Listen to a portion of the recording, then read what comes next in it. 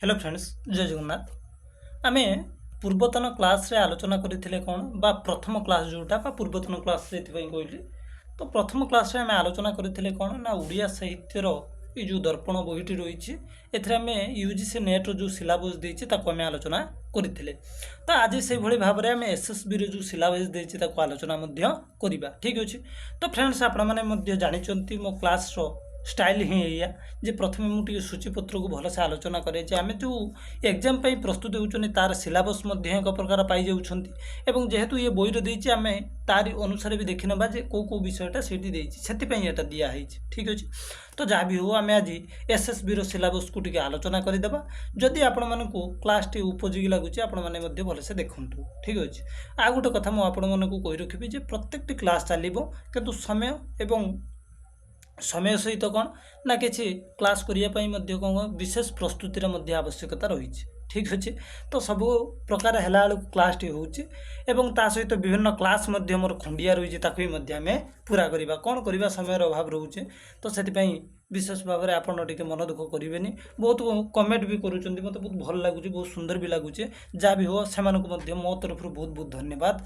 तो जहाँ भी हो सपोर्टिंग आपण मानकर बहुत भल अच्छे बहुत बहुत धन्यवाद। आसतु आम सीधा सड़क एसएसबी सिलेबस को जीवा आपण मैंने देखिपे देखु प्रथम प्रभाव ठंडा सॉरी देखु फ्रेंड्स एसएसबी सिलेबस को आम जो फास्ट जीवा सेठी आम पाइया कौन ना प्रथम जो विभाग रही आम से देखिया कौन व्याकरण और साहित्य तत्व प्रथम प्रभाव प्रभाग विभाग ये सब गोटे ठीक अच्छे। देखो अनुच्छेद प्रथम अनुच्छेद द्वितीय अनुच्छेद ये सब सेम ठीक अच्छे।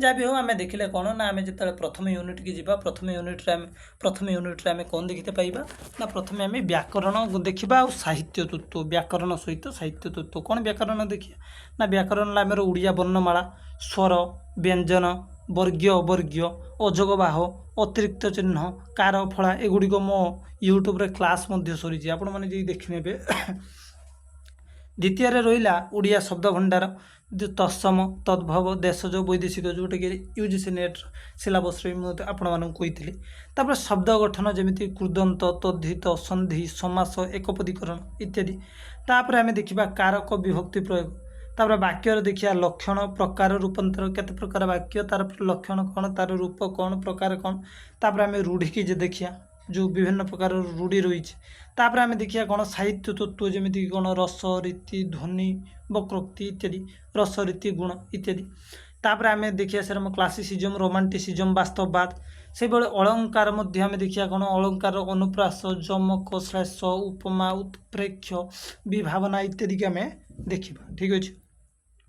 तापर आम द्वितीय पार्ट को आसिया तो प्रथम आम ग्रामर चलीगला सब साहित्य तत्व ग्रामर पार्ट द्वितीय आम देखिए प्राचीन साहित्य को आपने भल आकार जानते आम प्रथम लोक साहित्य देखिया लोक साहित्यर लोकगीत लोकगल्प लोकनाटक बा लोकगीत लोक कहानी लोकनाटक तापर आम देखा कौन बौद्ध धर्मर चौर्य गीतिका जो रहा तादर लुईपा सबरीपा कान्हपा को विशेष भाव में पढ़ते पड़े तापर सारला महाभारतर स्वर्गारोहण पर्व को आपण मानक पढ़ते पड़े जो 18 खंड सारला दासंकर पर्व अच्छी सभा शेष पर्व स्वर्गारोहण पर्व को आपण को देखते पड़े तापर बलराम दासंकर रहा भाव समुद्र जो बोईटा तापर जगन्नाथ दासंकर रास पंचाध्यायी भागवतर दशम स्कंद देखते पड़े तापर आमको देखते पड़े चौतीसा कलश चौतीसा मनबोध चौतीसा अर्थत्राण चौतीसा कला कलेबर चौतीसा तापर आइला कोईली केशव कोईली बारामासी कोईली अर्थ कोईली कांत काइली एक सब आम देखा तापर शेष देखा रुद्र सुधानिधि ठीक अच्छे। प्राचीन साहित्य को गला तापर मध्ययुगीय साहित्य को जीवा मध्ययुगीय साहित्य आप देखिपारे किए रही जमीक दीनकुष्ठ दासंकर रसकल्लोल द्वितीय छांद 15 छांद 16 छांद 34 छांद एक आम आलोचना करवा उपेन्द्र भंजन कोटि ब्रह्मांड सुंदरी प्रथम जगन्नाथ वंदना थी आउ षष्ठ 11 25 तापर अभिमन्यु सामंत सिंहार विदग्ध चिंतामणि प्रथम चतुर्थ 30 छांद 42 छांद तापर कवि सूर्य बलदेव रथंकर किशोर चंद्रानन चंपू आम 6 चंपू बर्गेज चंपू ड चंपू आउ 6 चंपू तालबेश चंपू जा पड़िया तापर आइले भक्तचरण दास मथुरा मंगलर पंचम षष्ठ 18 29 छांद को आमको पढ़ते पड़ो तापर भीम भूईंकर स्तुति चिंतामणि तापर आम देखा जदि चतुर्थ यूनिट के तो पत्र पत्रिका आधुनिक गद्य साहित्य को देखा जमीक ঊনବିଂଶ ଶତାବ୍ଦୀରେ ପ୍ରକାଶିତ ସମ୍ବାଦପତ୍ର ଆଉ ପତ୍ରପତ୍ରିକା। ঊନବିଂଶ ଶତାବ୍ଦୀରେ କ'ଣ ସମ୍ବାଦପତ୍ର ଓ ପତ୍ରପତ୍ରିକା। ତାପରେ ରହିଲା ଉପନ୍ୟାସ ସାହିତ୍ୟ। ଉପନ୍ୟାସ ସାହିତ୍ୟରେ ଆମେ ଯଦି ଦେଖିବା ଫକୀରମୋହନ ସେନାପତିଙ୍କ ବିଷୟରେ ଆମେ ପଢ଼ିବା, ତାଙ୍କ ଉପନ୍ୟାସ, କାଳିନ୍ଦୀ ଚରଣଙ୍କର ଉପନ୍ୟାସ, ଗୋପୀନାଥ ମହାନ୍ତିଙ୍କ ଉପନ୍ୟାସ, ସୁରେନ୍ଦ୍ର ମହାନ୍ତିଙ୍କ ଉପନ୍ୟାସ, ଚନ୍ଦ୍ରଶେଖର ରଥଙ୍କର ବିଭୂତି ପଟ୍ଟନାୟକ, ଶାନ୍ତନୁ କୁମାର ଆଚାର୍ଯ୍ୟ, ପ୍ରତିଭା ରାୟ। ତାପରେ ସେଭଳି ଆମେ ଗଳ୍ପକୁ ଯିବା। ଉପନ୍ୟାସ ଗଲା ଗଳ୍ପର ଭଗବତୀ ଚରଣ ପାଣିଗ୍ରାହୀ, ଗୋଦାବରୀଶ ମହାପାତ୍ର, ରାଜକିଶୋର ରାୟ, ଅଖିଳ ମୋହନ ପଟ୍ଟନାୟକ, କିଶନ ଚରଣ ଦାସ, ମହାପାତ୍ର ନୀଳମଣି ସାହୁ, ମନୋଜ ଦାସ, ବୀଣାପାଣି ମହାନ୍ତି ଇତ୍ୟାଦି ଦେଖିବା। ସେଭଳି ଭାବରେ ଆମେ ନାଟ୍ୟ ସାହିତ୍ୟକୁ ଯିବା। ନାଟ୍ୟ ସାହିତ୍ୟରେ ଜଗମୋହନ ଲାଲା, କାଳୀଚରଣ ପଟ୍ଟନାୟକ, ରାମଚନ୍ଦ୍ର ମିଶ୍ର, ଗୋପାଳ ଛୋଟରାୟ, ମନୋରଞ୍ଜନ ଦାସ, ବିଶ୍ୱଜିତ ଦାସ, ବିଜୟ ମିଶ୍ର, ରତ୍ନାକର ଚୟନୀ ଇତ୍ୟାଦି ରହିଲେ।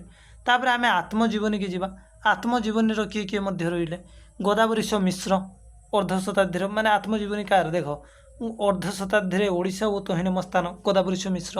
ବୈଷ୍ଣବ ପାଣି, ପାଣି କବିଙ୍କର ଆତ୍ମକାହାଣୀ, ବୈଷ୍ଣବ ପାଣିଙ୍କ ଜୀବନୀ। ଲକ୍ଷ୍ମୀନାରାୟଣ ସାହୁଙ୍କ ଜୀବନୀ ହେଲା ମୋ ବାରବୁଲା ଜୀବନ। ତାପରେ କୃଷ୍ଣଚନ୍ଦ୍ର ପାଣିଗ୍ରାହୀ ଲେଖିଲେ ମୋ ସମୟର ଓଡ଼ିଶା। ରମାଦେବୀ ଲେଖିଲେ ଜୀବନ ପଥେ। ହରେକୃଷ୍ଣ ମହାତାବ ଲେଖିଲେ ସାଧନାର ପଥେ, ମାନେ ତାଙ୍କ ଜୀବନ ମାନେ ଅନୁଭୂତି ଯେଉଁଟା। ଫତୁରାନନ୍ଦ ମୋ ଫୁଟା ଡଙ୍ଗାର କାହାଣୀ, ଏଟା +3ରେ ଆପଣମାନେ ପଢ଼ିଥିବେ। ଏବଂ କୁଞ୍ଜ ବିହାରୀ ଦାସଙ୍କର ରହିଲା ମୋ କାହାଣୀ ଇତ୍ୟାଦି। ତାପରେ ଆମେ ଦେଖିବା କେଉଁଠି ନା ଆଧୁନିକ କାବ୍ୟ କବିତା ପ୍ରବନ୍ଧ ରମ୍ୟ ରଚନାକୁ ଯିବା। ଦେଖ ଏଥିରେ କିଏ ରହୁଛି ନା କାବ୍ୟ କବିତା କଥା ଯଦି ଆମେ ଆଧୁନିକ ସମୟରେ କହିବା, ରାଧାନାଥ ରାୟ, ଗଙ୍ଗାଧର ମେହେର, ଗୋପବନ୍ଧୁ ଦାସ, ବୈକୁଣ୍ଠନାଥ ପଟ୍ଟନାୟକ, ମାୟାଧର ମାନସିଂ, ସଚି ରାଉତରାୟ, ରମାକାନ୍ତ ରଥ, ସୀତାକାନ୍ତ ମହାପାତ୍ର, ବ୍ରହ୍ମତ୍ରୀ ମହାନ୍ତି। ଏଙ୍କ ବିଷୟରେ ଆମେ ସବୁ ଜାଣିତେ ପଡ଼ିବା ଏବଂ ତାଙ୍କ କାବ୍ୟ କବିତା ବିଷୟରେ ଜାଣିତେ ପଡ଼ିବ। ପ୍ରବନ୍ଧ ରମ୍ୟ ରଚନାରେ ସେହିଭଳି ରହିଲେ କିଏ? ରତ୍ନାକର ପତି, ବିପିନ ବିହାର ରାୟ, ବିଶ୍ୱନାଥ କର, ନୀଳକଣ୍ଠ ଦାସ, ଗୋବିନ୍ଦ ତ୍ରିପାଠୀ, ନିତ୍ୟାନନ୍ଦ ମହାପାତ୍ର, ଗୋଲକ ବିହାରୀ ଧଳ, ଚିତ୍ତରଞ୍ଜନ ଦାସ, ଭୁବନେଶ୍ୱର ବେହେରା। ଆପଣମାନେ ଦେଖିପାରିଲେ ଏମାନଙ୍କ ବିଷୟରେ ଆମେ ଆଲୋଚନା କରିବା, କାହିଁକିନା ଆଲୋଚନା କରୁଛୁ ଯେତେବେଳେ କରିବା। ତାପରେ ଦେଖନ୍ତୁ ଏଇନା ପିଜିଟି ସିଲାବସ୍, ନେକ୍ସଟ କ୍ଲାସ୍ରେ ଆମେ ଆଲୋଚନା କରିବା। ତ ଏସ୍ଏସ୍ବିର ଏତିକି ଆପଣମାନଙ୍କର ସିଲାବସ୍ଟି ରହିଲା, ଆପଣମାନେ ଦେଖିପାରିଲେ। ତ ପ୍ରଥମରୁ ଆମେ ଦେଖିବା ଯଦି ୟୁନିଟ୍ କେତେଟା ରହିଲା, ପଞ୍ଚମ ୟୁନିଟ୍, ଠିକ୍ ଅଛି। 5ଟା ୟୁନିଟ୍ର ସମ୍ପୂର୍ଣ୍ଣ ବିଷୟବସ୍ତୁ ପ୍ରାଚୀନ ସାହିତ୍ୟରୁ ପୁଣି ଆଧୁନିକ ସାହିତ୍ୟ ପର୍ଯ୍ୟନ୍ତ ସବୁକିଛି ଭରିକି ରହିଛି। ତ ଏସ୍ଏସ୍ବି ସିଲାବସ୍ ବି ଆମେ କମ୍ପ୍ଲିଟ୍ କରିଦେଲେ। ନେକ୍ସଟ କ୍ଲାସ୍ରେ ଆମେ ପିଜିଟି ସିଲାବସ୍ଟାକୁ ଆଲୋଚନା କରିଦେବା। ପରବର୍ତ୍ତୀ ଅବସ୍ଥା କତରୁ ଡାଇରେକ୍ଟ ଆମେ ସୂଚୀପତ୍ରକୁ ଯିବା, କ୍ଲାସ୍ ଆରମ୍ଭ କରିବା, ଠିକ୍ ଅଛି। ବହୁତ ବହୁତ ଧନ୍ୟବାଦ ଆପଣମାନଙ୍କୁ, ବହୁତ ସାଥିରେ ଧନ୍ୟବାଦ ଆପଣମାନଙ୍କର ସହଯୋଗ ପାଇଁ। ଏବଂ ଆପଣମାନେ ଯେତିକି ମାନେ ସବସ୍କ୍ରାଇବ୍ ମୋର ହେଲେଣି ସେମାନଙ୍କୁ ମଧ୍ୟ ଅନେକ ଅନେକ ଧନ୍ୟବାଦ। ସେମାନେ ଯାହା ହଉ ଭାବିଲେ ଯେ ଏ ଚ୍ୟାନେଲ୍ଟିକି ସବସ୍କ୍ରାଇବ୍ କରିବା ଆବଶ୍ୟକ, ତେଣୁ ସେମାନଙ୍କୁ ମୋର ମଧ୍ୟ ବହୁତ ଧନ୍ୟବାଦ। ଆଉ ଯେଉଁମାନେ କମେଣ୍ଟରେ କହୁଛନ୍ତି ସେମାନଙ୍କୁ ମଧ୍ୟ ଆଉଥରେ ମୁଁ ଧନ୍ୟବାଦ ଦେବାକୁ ଚାହିଁବି, କାହିଁକିନା ସେମାନଙ୍କର ସମସ୍ୟାକୁ ସେଇଭଳି ଭାବରେ ବର୍ଣ୍ଣନା କରିବା ଦରକାର। କାହିଁକିନା ତୁମେମାନେ କହିଲେ ହିଁ ସେ ଅନୁସାରେ ମୁଁ କ୍ଲାସ୍ ଆଣିବି। ଦେଖନ୍ତୁ এই ଯେଉଁ MCQ ଟାଇପ୍ର ଏଇ ଯେଉଁ ବହିଟିକି ଆଣିବାର ମୂଳ ଲକ୍ଷ୍ୟ ହେଲା, ଆଗକୁ କିଛି ଏକ୍ଜାମ୍ ଆସୁଛି, ଠିକ୍ ଅଛି। ଯେମିତିକି CPET ଏକ୍ଜାମ୍, ଯେଉଁ PG ଏଣ୍ଟ୍ରାନ୍ସ ଯେଉଁମାନେ ଦେବେ, ତାପରେ ନେଟ୍ ପାଇଁ, SSB ପାଇଁ, ଏକୁ ସବୁ ଆମେ କ'ଣ କରିବା କୁହନି, ଏବେଠୁ ଷ୍ଟାର୍ଟିଂ କଲେ ବହୁତ ଭଲ ହେବ। ଏକୁ 15 ଦିନରେ ସାରି ହେବନି। ଇଏ ବହିଟି ମିନିମମ୍ 1000 ପେଜ୍ ହେଇଯିବ, ପ୍ରାୟ 700 କି 1000 ପେଜ୍ ହେଇଯିବ। ତ ତାକୁ ସବୁକୁ ଆମେ ଗୋଟେ ଦିନ ନା 10 ଦିନ ଆଲୋଚନା କରିହେବନି, ବହୁତ ସମୟ ଲାଗିବ। ତେଣୁ ଗୋଟେ ଦେଖ, ତାପରେ ଛୋଟ କ୍ଲାସ୍ କରିହେବ। ସେଥିପାଇଁ ଆମେ ପୂର୍ବରୁ ପ୍ରସ୍ତୁତିଟା ଆରମ୍ଭ କରିଦେଉଛନ୍ତି।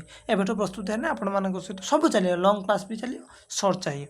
ଦେଖ ଯେଉଁମାନେ ଲଙ୍ଗ୍ କ୍ଲାସ୍ ଦେଖି ସେମାନଙ୍କର ନୋଟ୍ ଟାଇପ୍ର ହେବ। ନୋଟ୍ ମାନେ କ'ଣ କୁହନି, ଯେଉଁମାନେ ଧର +3 ପଢ଼ୁଛନ୍ତି ଲଙ୍ଗ୍ କ୍ୱେଶ୍ଚନ୍ଟା ଦରକାର, କି ଯେଉଁମାନେ ମନେକର PG କରୁଛନ୍ତି ଲଙ୍ଗ୍ କ୍ୱେଶ୍ଚନ୍ଟା ଦରକାର, ସେଠୁ ପାଇଯିବେ। କିମ୍ବା ଯେଉଁ କୌଣସି ଗୋଟେ କମ୍ପିଟେଟିଭ୍ ଏକ୍ଜାମ୍ର ଯେଉଁଟା ଲଙ୍ଗ୍ ଟାଇପ୍ ଯେଉଁଠି ହେବ ସେଠି ଯାଇକି ଆପଣ ଲଙ୍ଗ୍ ଟାଇପ୍ ଦେଖିନେବେ। ଆଉ ସର୍ଟ ଟାଇପ୍ଟା ଯେକୌଣସି ପ୍ରତିଯୋଗିତାମୂଳକ ଏକ୍ଜାମ୍କୁ ବି ଯାଇପାରିବେ। ସବୁ ସର୍ଟ ଲଙ୍ଗ୍ କହିଥାନ୍ତି, ଯାହା ଦେଖିଲେ ବି କିଛି ନାହିଁ, କିନ୍ତୁ ଆମେ ସର୍ଟ କ୍ୱେଶ୍ଚନ୍ ଟାଇପ୍ର MCQ ଗୁଡ଼ା ଆଲୋଚନା କରିବା, ଠିକ୍ ଅଛି।